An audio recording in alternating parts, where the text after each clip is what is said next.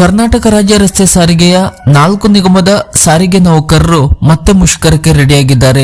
ನೌಕರರ ಸಂಘಟನೆ ಜಂಟಿ ಕ್ರಿಯಾ ಸಮಿತಿ ಜನವರಿ 29ರಂದು ಬೆಂಗಳೂರು ಚಲೋ ನಡೆಸಿ ಮುಷ್ಕರಕ್ಕೆ ಚಾಲನೆ ನೀಡಲಿವೆ. ಈ ಮೂಲಕ ಸರ್ಕಾರಕ್ಕೆ ಬಿಸಿ ಮುಟ್ಟಿಸಲು ನೌಕರರು ಸಂಘಟನೆ ಜೊತೆಗೂಡಿದ್ದು ಜನವರಿ 29ರಂದು ಮುಷ್ಕರ ಅಂತಿಮ ತೀರ್ಮಾನ ಎಂದು ಘೋಷಣೆ ಮಾಡಿದೆ. ಹೌದು, ಕರ್ನಾಟಕ ರಾಜ್ಯ ರಸ್ತೆ ಸಾರಿಗೆ ನಿಗಮ ಸೇರಿದಂತೆ 4 ನಿಗಮಗಳ ನೌಕರರ ಬೇಡಿಕೆ ಈಡೇರಿಸದೇ ಇರುವುದನ್ನು ಖಂಡಿಸಿ ಇದೇ ಜನವರಿ 29ರಂದು ಬೆಂಗಳೂರು ಚಲೋ ನಡೆಸಲು ಕರ್ನಾಟಕ ರಾಜ್ಯ ರಸ್ತೆ ಸಾರಿಗೆ ನಿಗಮಗಳ ಕಾರ್ಮಿಕ ಸಂಘಟನೆಗಳ ಜಂಟಿ ಕ್ರಿಯಾ ಸಮಿತಿ ನಿರ್ಧರಿಸಿದೆ. 2020ರ ಜನವರಿ 1ರಿಂದ ಅನ್ವಯವಾಗುವಂತೆ ಬಾಕಿ ಇರುವ 38 ತಿಂಗಳ ಹಿಂಬಾಕಿ ನೀಡಿಲ್ಲ.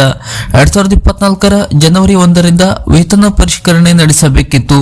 ಹಲವು ಬಾರಿ ಸರ್ಕಾರದೊಂದಿಗೆ ಮಾತುಕತೆ ನಡೆಸಿದ ಯಾವುದೇ ಪ್ರಯೋಜನವಾಗದೇ ಇರುವುದರಿಂದ ಈ ನಿರ್ಧಾರ ಕೈಗೊಳ್ಳಲಾಗಿದೆ.